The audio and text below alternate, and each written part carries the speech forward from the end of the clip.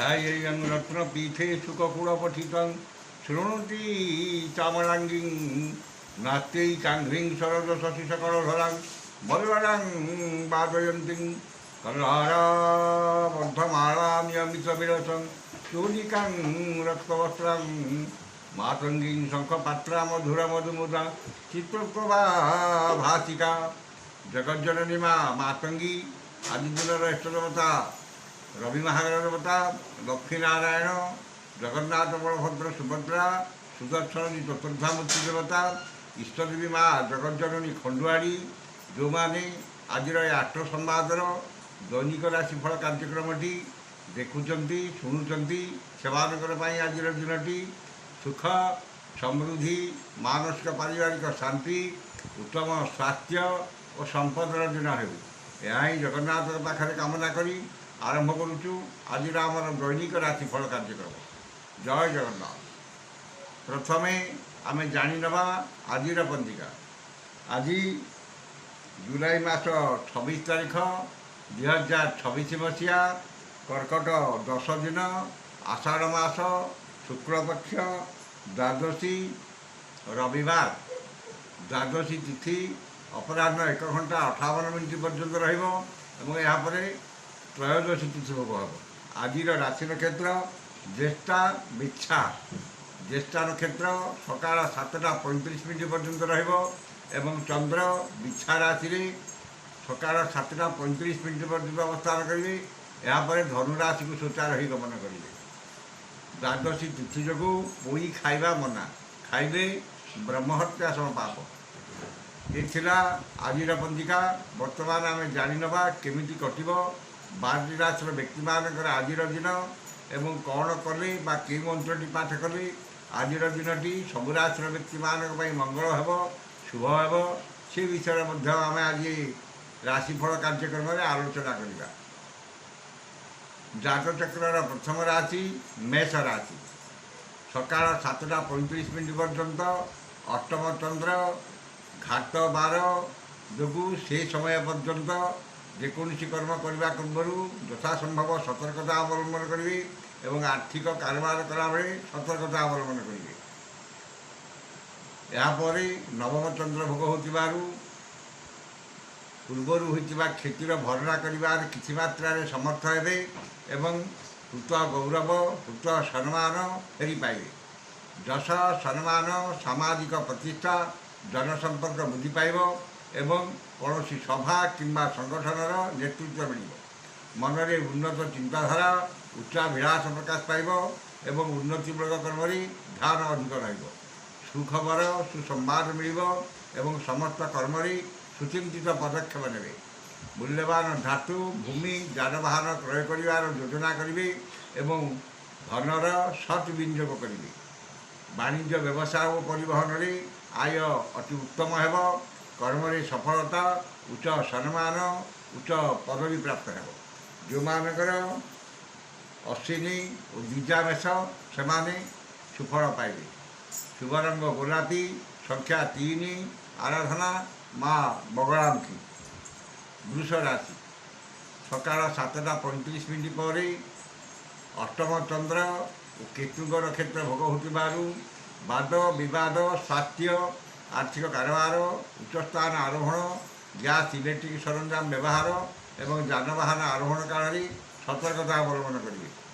धन क्षति मानसिक अस्थिरता परिवार में मनमालिन्य स्वजन विवाद पड़ोशी सह तिक्तता एवं शारीरिक पीड़ा भोगे। ठीक समय ठीक निष्पत्ति ने असमर्थ हे एवं समस्त कर्म भूल निष्पत्ति ने मन अस्थिर विषादग्रस्त चापग्रस्त एवं शारीरिक पीड़ा भोगे। अदथा खर्च बद खर्च परिवार खर्च भार वृद्धि पाइब एवं आर्थिक स्थिति प्रभावित हो। वाणिज्य व्यवसाय और परिवहन में आय ठारू व्यय अधिक हेब। कर्म विफलता और बाधा विघ्न लगी जो मानकर कृतिका वृष से सतर्कता अवलंबन करेंगे। शुभ रंग धड़ा संख्या 2 आराधना प्रभु श्रीराम। मिथुन राशि षष्ठ और सप्तम चंद्र बुध और केतुंग नक्षत्र भोग हो ମାନସିକ ପାରିବାରିକ ଶାନ୍ତି, ଦାମ୍ପତ୍ୟ ଜୀବନରେ ମଧୁରତା ଆସିବ ଏବଂ ପରିଚିତ ମହିଳାଙ୍କ ଠାରୁ ସାହାଯ୍ୟ ସହଯୋଗ ଧନ ମିଳିବ।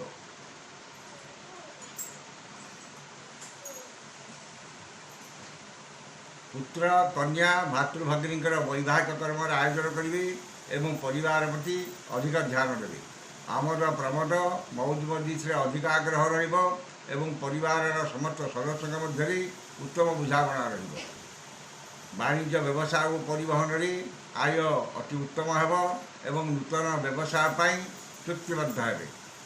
କର୍ମରେ ଆଶାଠାରୁ ଅଧିକ ସଫଳତା ଓ ମହିଳା ସହକର୍ମୀଙ୍କ ସାହାଯ୍ୟ ସହଯୋଗ ପ୍ରାପ୍ତ ହେବ। ମନରେ ପ୍ରସନ୍ନତା, ଶରୀରରେ ସୁସ୍ଥତା, ପରିବାରରେ ମିତ୍ରତା, ସମସ୍ତଙ୍କ ସହ ବନ୍ଧୁତା, ଚାଲିଚଳନରେ ସଜଗତା ଏବଂ ସମସ୍ତଙ୍କର ମନ ଜିଣିବାରେ ସମର୍ଥ ହେବେ। ଯେଉଁମାନଙ୍କର ଆର୍ଦ୍ରା ମିଥୁନ ସେମାନେ ଉପକୃତ ହେବେ। ଶୁଭ ରଙ୍ଗ ସବୁଜ, ସଂଖ୍ୟା 12, ଆରାଧନା ମା ତ୍ରିପୁର ସୁନ୍ଦରୀ। କର୍କଟ ରାଶି, ପଞ୍ଚମ ଓ ଷଷ୍ଠ ଚନ୍ଦ୍ର ରବିବାର ଯୋଗୁଁ ରୋଗ, ଋଣ, ଦୁଃଖ, ଶୋକ, କ୍ଲେଶ, ମାନସିକ ଅବସାଦରୁ ସାମୟିକ ମୁକ୍ତି ମିଳିବ ଏବଂ ଦେହ ମନ ସୁସ୍ଥ ରହିବ। ଶତ୍ରୁମାନେ ମିତ୍ରତାର ହାତ ବଢ଼ାଇବେ ଏବଂ ଆପଣଙ୍କ ବକ୍ତବ୍ୟରେ ସମ୍ମୋହନର ଶକ୍ତି ରହିବ। ପରୋପକାର, ସମାଜ ସେବା, ଧାର୍ମିକ କର୍ମରେ ଅଧିକ ଆଗ୍ରହ ରହିବ ଏବଂ ମହତ୍ ବ୍ୟକ୍ତିଙ୍କ ସାନ୍ନିଧ୍ୟ ଲାଭ କରିବେ। ଯଶ, ସମ୍ମାନ, ସାମାଜିକ ପ୍ରତିଷ୍ଠା, ଜନସମ୍ପର୍କ ବୃଦ୍ଧି ପାଇବ ଏବଂ ସମସ୍ତଙ୍କର ଶ୍ରଦ୍ଧାର ପାତ୍ର ହେବ। ବାଣିଜ୍ୟ ବ୍ୟବସାୟ ଓ ପରିବହନରେ ଆୟ ଅତି ଉତ୍ତମ ହେବ। କର୍ମରେ ଆଶାଠାରୁ ଅଧିକ ସଫଳତା ଓ କର୍ମସ୍ଥାନର ସମସ୍ତ ବାଧା, ବିଘ୍ନ ଓ ପ୍ରତିବନ୍ଧକ ଦୂର ହେବ। ଯେଉଁମାନଙ୍କର ପୁଷ୍ୟା କର୍କଟ ସେମାନେ ସୁଫଳ ପାଇବେ। ଶୁଭ ରଙ୍ଗ ଧଳା, ସଂଖ୍ୟା 1, ଆରାଧନା ଭଗବାନ ଶିବ। ସିଂହ ରାଶି, ସକାଳ 7:35 ପର୍ଯ୍ୟନ୍ତ ଶୁକ୍ଳପକ୍ଷର ଚତୁର୍ଥ ଚନ୍ଦ୍ର ଯୋଗୁଁ ସେହି ସମୟ ପର୍ଯ୍ୟନ୍ତ ବାଦ ବିବାଦ, ସ୍ୱାସ୍ଥ୍ୟ, ଆର୍ଥିକ କାରବାର ଏବଂ କୌଣସି ଦୂର ସ୍ଥାନକୁ ଯାତ୍ରା କଲାବେଳେ ସତର୍କତା ଅବଲମ୍ବନ କରିବେ। ଏହାପରେ ପଞ୍ଚମ ଚନ୍ଦ୍ର ହେଲେ ମଧ୍ୟ ଘାତ ନକ୍ଷତ୍ର ଭୋଗ ହେଉଥିବାରୁ ସମସ୍ତ କର୍ମରେ କିଛିଟା ଶୁଭ ଫଳ ମିଳିଲେ ମଧ୍ୟ ମନରେ ଆତ୍ମସନ୍ତୋଷ, ଆତ୍ମତୃପ୍ତି ମିଳିବ ନାହିଁ। ବିଦ୍ୟା, ବୁଦ୍ଧି, ଜ୍ଞାନ, ଗାରିମା, ପ୍ରତ୍ୟୁତ୍ପନ୍ନ ମତି, ଦୂରଦୃଷ୍ଟି, ଧୀଶକ୍ତି, ସ୍ମରଣ ଶକ୍ତିର ବିକାଶ ଘଟିବ ଏବଂ ବିଦ୍ୟା, କଳା ଓ ସଂସ୍କୃତିରେ ନିଜର ପରାକାଷ୍ଠା ପ୍ରଦର୍ଶନ କରିବେ। ସନ୍ତାନମାନେ ଆଜ୍ଞାଧୀନ ହେବେ ଏବଂ ପିତାମାତାଙ୍କ କୃପାଲାଭ କରିବେ। ପାରିବାରିକ ବିବାଦର ସମାଧାନ ହେବ ଏବଂ ପୈତୃକ ସମ୍ପତ୍ତିକୁ ନେଇଥିବା ବିବାଦର ସମାଧାନ ହେବ। ବାଣିଜ୍ୟ ବ୍ୟବସାୟ ଓ ପରିବହନରେ ଆୟ ମଧ୍ୟମ ହେବ। କର୍ମରେ ସଫଳତା ଓ ସମ୍ମାନ ମିଳିବ। ଯେଉଁମାନଙ୍କର ମଘା ଓ ପୂର୍ବା ଫାଲ୍ଗୁନୀ ସିଂହ ସେମାନେ ସୁଫଳ ପାଇବେ।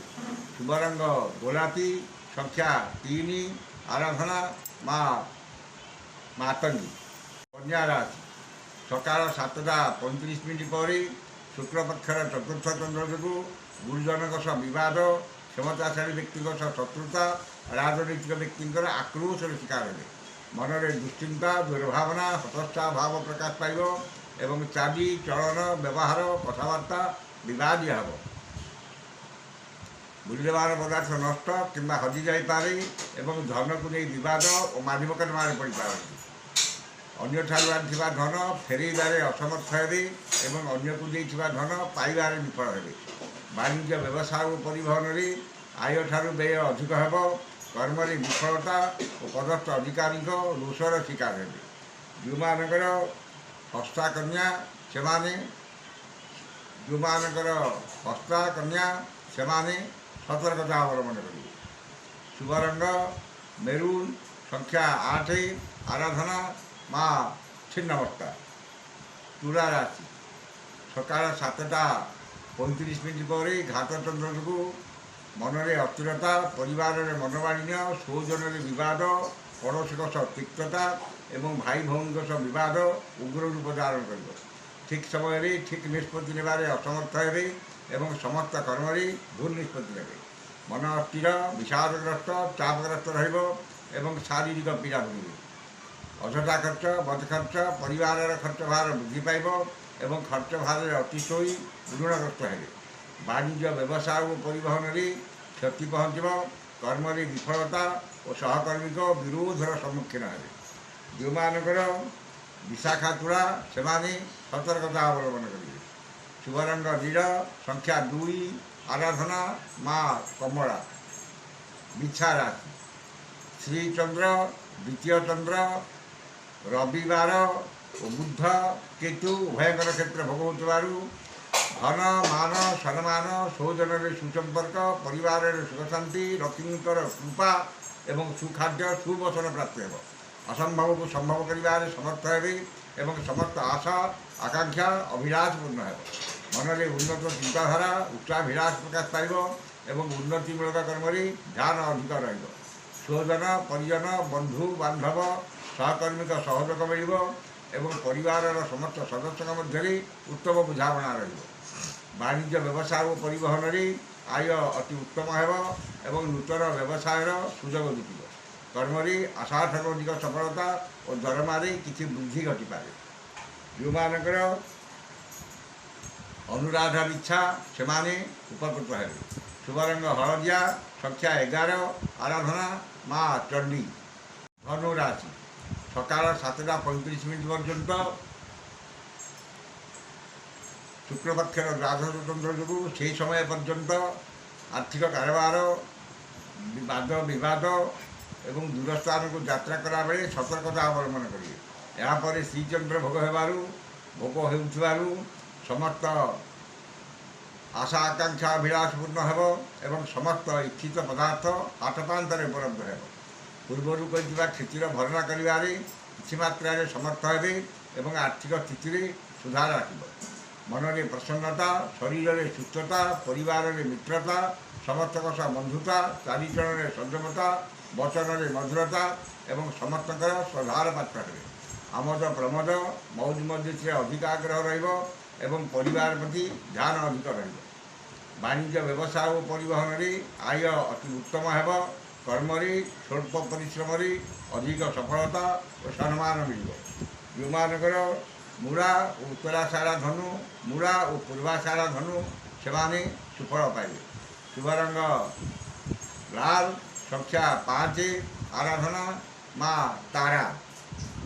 ମକର ରାଶି ସକାଳ 7ଟା 35 ପରେ ଶୁକ୍ଳପକ୍ଷର ଦ୍ୱାଦଶ ଚନ୍ଦ୍ର ଯୋଗୁଁ ଅପବ୍ୟୟ, ଅପବାଦ, ଅପଦୋଷର ଶିକାର ହେବେ ଏବଂ ଅପମାନ, ଅପଯଶ, ଅପନିନ୍ଦା ମିଳିବ। ମନରେ ଦୁଶ୍ଚିନ୍ତା, ଦୁର୍ଭାବନା, ହତୋତ୍ସାହ ଭାବ ପ୍ରକାଶ ପାଇବ ଏବଂ ଚାଲି ଚଳନ, ବ୍ୟବହାର, କଥାବାର୍ତ୍ତା ବିବାଦୀୟ ହେବ। ଅଯଥା ଖର୍ଚ୍ଚ, ବଦ ଖର୍ଚ୍ଚ, ପରିବାରର ଖର୍ଚ୍ଚ ଭାର ବୃଦ୍ଧି ପାଇବ ଏବଂ ଖର୍ଚ୍ଚ ଭାରରେ ଅତିଷ୍ଠ ହୋଇ ଋଣଗ୍ରସ୍ତ ହେବେ। ଠିକ୍ ସମୟରେ ଠିକ୍ ନିଷ୍ପତ୍ତି ନେବାରେ ଅସମର୍ଥ ହେବେ ଏବଂ ସମସ୍ତ କର୍ମରେ ଭୁଲ ନିଷ୍ପତ୍ତି ନେବେ। ଅଯଥା ଖର୍ଚ୍ଚ, ବୃଥା ଭ୍ରମଣ ଲାଗି ରହିବ ଏବଂ ସତ୍ସଙ୍ଗ ପରିତ୍ୟାଗ କରି କୁସଙ୍ଗରେ ପଡ଼ିବେ। ବାଣିଜ୍ୟ ବ୍ୟବସାୟ ଓ ପରିବହନରେ ଆୟଠାରୁ ବ୍ୟୟ ଅଧିକ ହେବ। କର୍ମରେ ବିଫଳତା ଓ ସମସ୍ତ କର୍ମ ବିବାଦୀୟ ହେବ। ଯେଉଁମାନଙ୍କର ଉତ୍ତରାଷାଢ଼ା ଧନୁ, ଉତ୍ତରାଷାଢ଼ା ମକର ସେମାନେ ସତର୍କତା ଅବଲମ୍ବନ କରିବେ। ଶୁଭ ରଙ୍ଗ ବାଇଗଣୀ, ସଂଖ୍ୟା 6, ଆରାଧନା ମା ଦୁର୍ଗା। କୁମ୍ଭ ରାଶି ସକାଳ 7ଟା 35 ପରେ ଘାତଚନ୍ଦ୍ର ଯୋଗୁଁ ଧନ କ୍ଷତି, ମାନସିକ ଅସ୍ଥିରତା, ପରିବାରରେ ମନୋମାଳିନ୍ୟ, ସୌଜନ୍ୟରେ ବିବାଦ ଏବଂ ଆର୍ଥିକ ଠକାମିରେ ପଡ଼ିବେ। ଅନ୍ୟକୁ ଦେଇଥିବା ଧନ ପାଇବାରେ ବିଫଳ ହେବେ ଏବଂ ଅନ୍ୟଠାରୁ ଆଣିଥିବା ଧନ ଫେରାଇବାରେ ଅସମର୍ଥ ହେବେ। ଧନକୁ ନେଇ ବିବାଦ, ମାଲି ମକଦ୍ଦମାରେ ପଡ଼ିପାରନ୍ତି କିମ୍ବା ମୂଲ୍ୟବାନ ପଦାର୍ଥ ନଷ୍ଟ କିମ୍ବା ହଜିଯାଇପାରେ। ଅଯଥା ଖର୍ଚ୍ଚ, ବଦ ଖର୍ଚ୍ଚ, ପରିବାରର ଖର୍ଚ୍ଚ ଭାର ବୃଦ୍ଧି ପାଇବ ଏବଂ ଆର୍ଥିକ ସ୍ଥିତି ବିଗିଡ଼ିଯିବ। ବାଣିଜ୍ୟ ବ୍ୟବସାୟ ଓ ପରିବହନରେ ବିପର୍ଯ୍ୟୟ ଘଟିବ। କର୍ମରେ ବିଫଳତା ଓ କର୍ମ ପ୍ରତି ବିପଦ ଆସିପାରେ। ଯେଉଁମାନଙ୍କର ଶ୍ରବଣ ମକର ସେମାନେ ସତର୍କତା ଅବଲମ୍ବନ କରିବେ। ଶୁଭ ରଙ୍ଗ କଳା, ସଂଖ୍ୟା 6, ଆରାଧନା ମା କାଳୀ। ଚକ୍ରର ଶେଷ ରାଶି ମୀନ ରାଶି। ନବମ ଓ ଦଶମ ଚନ୍ଦ୍ର ରବିବାର ଯୋଗୁଁ ଭାଗ୍ୟରେ, କର୍ମରେ, ଆର୍ଥିକ ଅବସ୍ଥାରେ ଉନ୍ନତି ଆସିବ ଏବଂ ଧନ, ସମ୍ପଦ, ପ୍ରାଚୁର୍ଯ୍ୟ, ପ୍ରତିପତ୍ତି ବୃଦ୍ଧି ପାଇବ। ନୂତନ କର୍ମାରମ୍ଭ, ବ୍ୟବସାୟ ଆରମ୍ଭ, ବିଦେଶ ଯାତ୍ରାର ସୁଯୋଗ ଜୁଟିବ ଏବଂ ସମସ୍ତ ଆଶା ଆକାଂକ୍ଷା ଅଭିଳାଷ ପୂର୍ଣ୍ଣ ହେବ। ମୂଲ୍ୟବାନ ଧାତୁ ଭୂମି ଯାନବାହନ କ୍ରୟ କରିବେ ଏବଂ ଉନ୍ନତିମୂଳକ କର୍ମରେ ଧନ ଓ ଧ୍ୟାନ ଉଭୟ ବିନିଯୋଗ କରିବେ। ଖର୍ଚ୍ଚ ପ୍ରତି ଅନାଗ୍ରହ, ସଞ୍ଚୟ ପ୍ରତି ମନରେ ଆଗ୍ରହ ପ୍ରକାଶ ପାଇବ ଏବଂ ଆୟର କିଛି ଅଂଶ ସଞ୍ଚୟରେ ବିନିଯୋଗ କରିବେ। ବାଣିଜ୍ୟ ବ୍ୟବସାୟ ଓ ପରିବହନରେ ଆୟ ଅତି ଉତ୍ତମ ହେବ।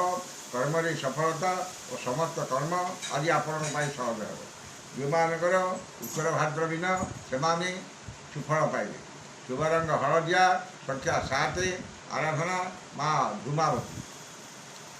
ଏ ଥିଲା ଆଜିର 12ଟି ରାଶିର ବ୍ୟକ୍ତିମାନଙ୍କର ଆଜିର ରାଶିଫଳ। ସମସ୍ତ ରାଶିର ବ୍ୟକ୍ତିମାନେ ଦିନଟି ଶୁଭ ହେବା ପାଇଁ ଉକ୍ତ ମନ୍ତ୍ରଟି ଋଷାଦି କରି ପାଠ କରନ୍ତି। ଋଷାଦିଟି ହେଲା ଓಂ ଅଚ୍ଛେତ୍ରୀ ସୂର୍ଯ୍ୟ ମହାମନ୍ତ୍ରସ୍ୟ ଅଗସ୍ତ୍ୟ ଭଗବାନ ଋଷି ଅନୁଷ୍ଠୁପ ଛନ୍ଦଃ ଅଦ୍ୟ ଦିବସ ଦିବସାଧିପତି ରବି ମହାଗ୍ରହ ଦେବତା ସ୍ମୃତେ। ରବି ମହାଗ୍ରହ ଦେବତା ମନ୍ତ୍ର 178 ସଂଖ୍ୟକ ମନ୍ତ୍ର ଜପେ ବିନିଯୋଗ। ଏ ଋଷାଦିଟିକି ଥରେ କରିବେ ଏବଂ ମନ୍ତ୍ରଟି ହେଲା ଘୃଣୀ ସୂର୍ଯ୍ୟାୟ ନମଃ। ଏ ମନ୍ତ୍ରକୁ ସକାଳେ 108, ସନ୍ଧ୍ୟାବେଳେ 108 ପାଠ କରନ୍ତୁ। ଯେହେତୁ ଆଜି ରବିବାର, ରବିକ ମନ୍ତ୍ରଟି ପାଠ କଲେ ନିଶ୍ଚିତ ଭାବରେ ଦିନଟି ଆପଣଙ୍କର ମଙ୍ଗଳମୟ ଏବଂ ଶୁଭମୟ ହେବ। କାର୍ଯ୍ୟକ୍ରମକୁ ଶେଷ କରିବା ପୂର୍ବରୁ ଆପଣମାନଙ୍କ ପାଇଁ ଏକ ବିଶେଷ ସୂଚନା। ଆମର ଏହି କାର୍ଯ୍ୟକ୍ରମରେ ଆମେ ବାର୍ଷିକ ରାଶିଫଳ, ଦୈନିକ ରାଶିଫଳ ଏବଂ ବୃହସ୍ପତି ଚଳନ, ଶନି ମହାଦଶା ଚଳନ ଏସବୁ ନେଇ ଆମେ ବହୁତ ପୂର୍ବରୁ ଭିଡ଼ିଓ ଅପଲୋଡ଼ କରିଛୁ। ଆପଣମାନେ ଆମ ସହିତ ଯୋଡ଼ି ହୋଇ ରୁହନ୍ତୁ। ଆଗକୁ ଆମର ଆତ୍ମସମ୍ବାଦ ଏକ ନୂଆ ରୂପରେ ଆପଣମାନଙ୍କ ସମ୍ମୁଖରେ ପ୍ରବେଶ କରିବ।